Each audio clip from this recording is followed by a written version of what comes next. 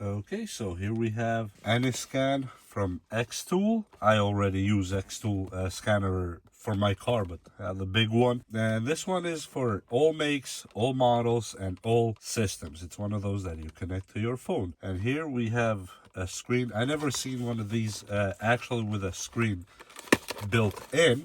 So this will be a first for me.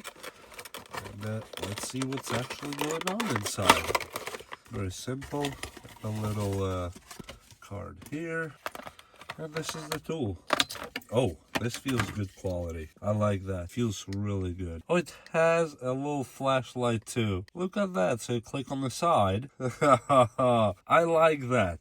Or you can click it either side, looks like. Look at this. Either this side or this side. Then you have a little screen there. This is the A30M, and wow, wireless diagnostic module. And then you have these the car connection LED that tells you when you're connected, power on, and the Bluetooth search. And let me just connect my phone real quick, and then we'll get back to when I plug it in the car and see how this goes. I'm really excited about this one. It looks really, really good. This is really cool. When you plug it, it shows the voltage of the battery at the moment you plug it. That is actually really nice. And then under you have the lights that shows, you know, the status and all that stuff you need. Let me see if I can get it a little bit better. Yep, right there. That's the status of the device and what's going on. This is really cool. It just fits on the OBD2 port. That is really nice. Okay, let's make sure it is fully connected. And we're just gonna go here to settings real quick and check. Yep, we are connected. Firmware, I think it has been already done. US unit now. Now you can go diagnostic. Now we're gonna go to Europe and we're gonna go to Benz, and now it's checking inside the car itself to see what's actually going on. Gasoline, 7-speed, yes, that's what we have. And now system selection, we don't need any of that. Clicking again, and it's checking for problems. Oh, central gateway, there's one error. Everything looks good so far. Tire pressure monitor, we know that. Oh, look at that. So it's actually doing something. The radio popped in and out by itself. That is good. Let me take this out of here. So it did everything. Look at that. Head unit, maybe one of the devices here. That'd be the stereo probably, but I don't really care. I don't use it, okay?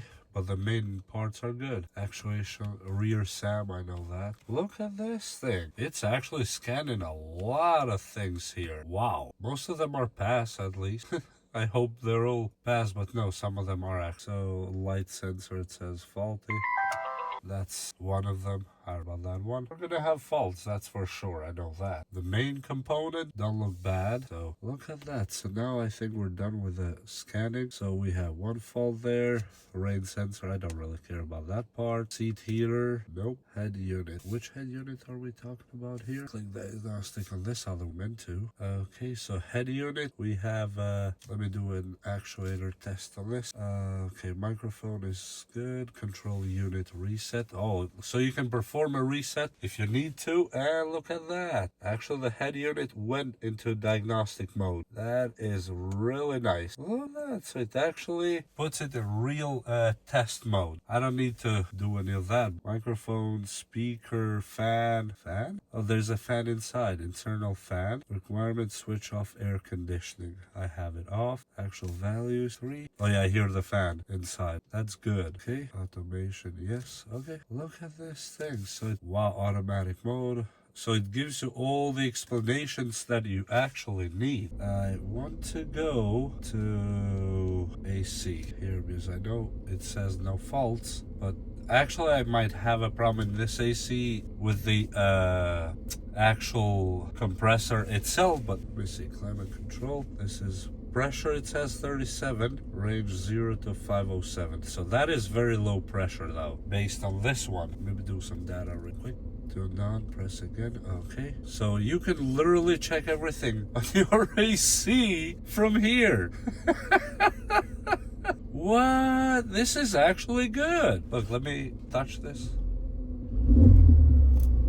Ooh, I moved the phone. Great. Okay, minus 40, so that's the temperature sensor, 83. That sounds good. 78.3 Yeah, coolant temperature 134.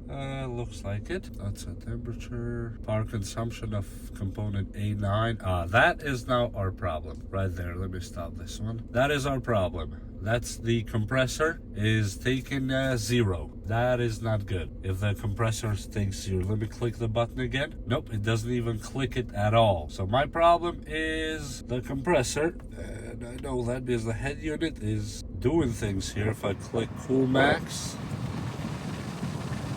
yeah, compressor does not even click it at all. Wow. Okay. Auto climate. Nope, it does not wake up the compressor at all. That's our problem right here.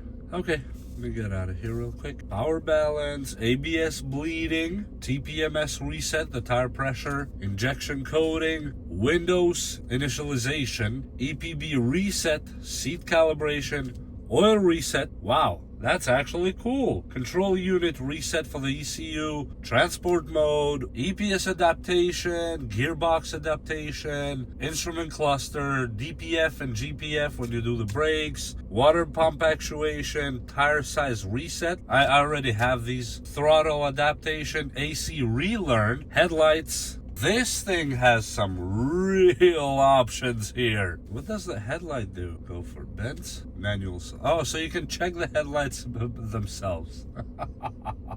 Let me go to that AC real quick. AC relearn, and we need to find bends again in Europe.